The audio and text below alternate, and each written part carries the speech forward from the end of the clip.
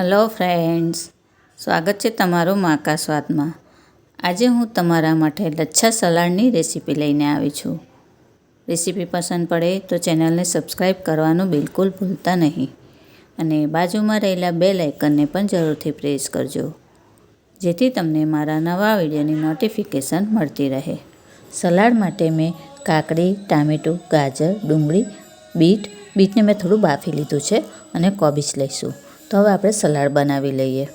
હવે આ સ્લાઇસરથી આપણે આ ડુંગળીની સ્લાઇસ કરીશું।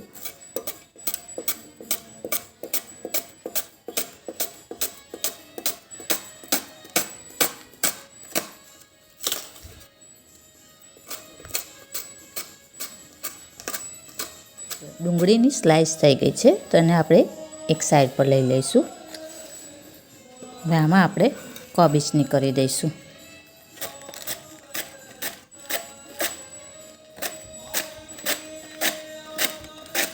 કોબીજની પણ સ્લાઇસ થઈ ગઈ છે તો આને આપણે એક બાઉલમાં લઈ લેવાનું છે।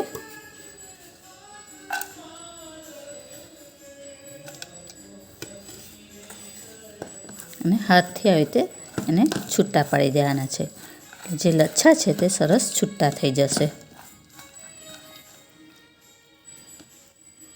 હવે આની અંદર આપણે ચાકુની મદદથી બીજી સ્લાઇસ કરી લઈશું।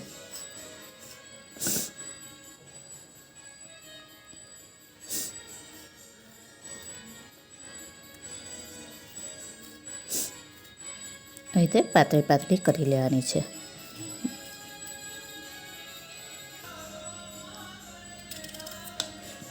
હવે આપણે કાકડીની પણ આવી લાંબી લાંબી સ્લાઇસ કરી દઈશું।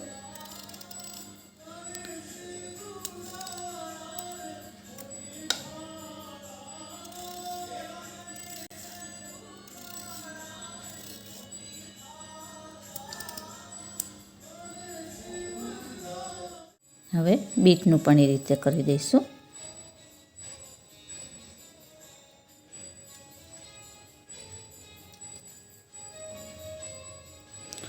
તમારે બાફીને ના લેવું હોય અને કાચું ભાવતું હોય તો કાચું પણ લઈ શકો।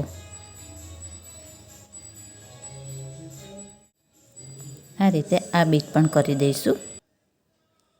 હવે ગાજરને કરવાનું છે, પણ એમાં અંદર આપણે વચ્ચેનો ભાગ નથી લેવાનો। આવી રીતે સાઈડ પરથી જ આપણે લાલ કલરનો જ ભાગ લેવાનો છે।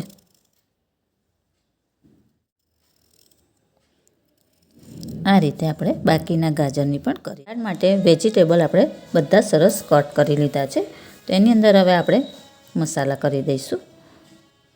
તો અડધી ટીસ્પૂન જેટલું લાલ મરચું, સ્વાદ મુજબ મીઠું, અડધી ટીસ્પૂન જીરા પાવડર અને અડધી ટીસ્પૂન જેટલો લીંબુનો રસ। આ બધું આપણે મિક્સ કરી લેવાનું છે।